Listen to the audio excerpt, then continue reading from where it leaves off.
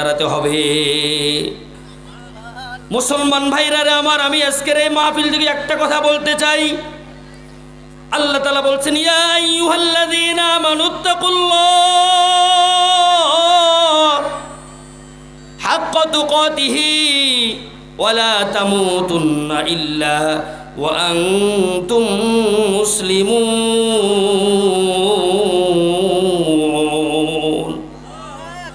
আল্লাহ তাআলা বলছেন, আমাকে ভয় করো, ভয় করার মতো ভয় করো।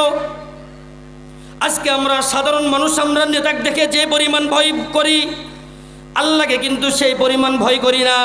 আজকে আমরা সাধারণ মানুষ একটা সাপকে যে পরিমাণ ভয় করি, সেই পরিমাণ ভয় কিন্তু আল্লাহকে করি না। আমার বয়স 60 বছর 70 বছর হয়ে গেছে, এরপরও আজকে আমি নামাজ আসি না, আজকে আমি হালাল খাদ্য খাই না। আমার দাড়িগুলি আস্তে আস্তে আস্তে আস্তে সব দাড়ি চুল পেকে গেছে, এরপরও আমি আর আপনি সুদের টাকা ঘুষের টাকা ছাড়তে পারলাম না। কথা বলেন ঠিক কিনা? সম্মানিত উপস্থিতি, আপনারা বাইরে ঘোরাফেরা না করে আজকের এই ইসলামী জালসায় চলে আসেন।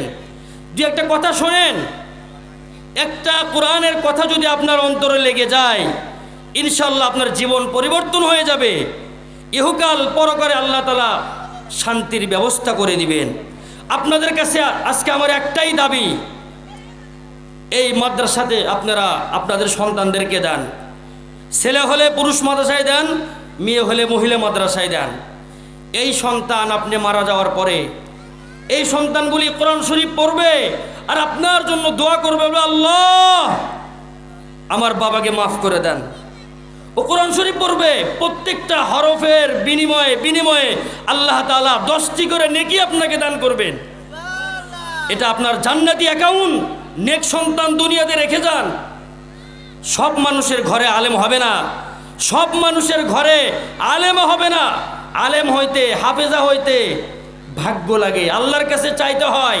আল্লাহর কাছে নেক সন্তান চান, আল্লাহর কাছে বলেন, রব্বানা হাবলানা মিন আজওয়াজিনা ওয়া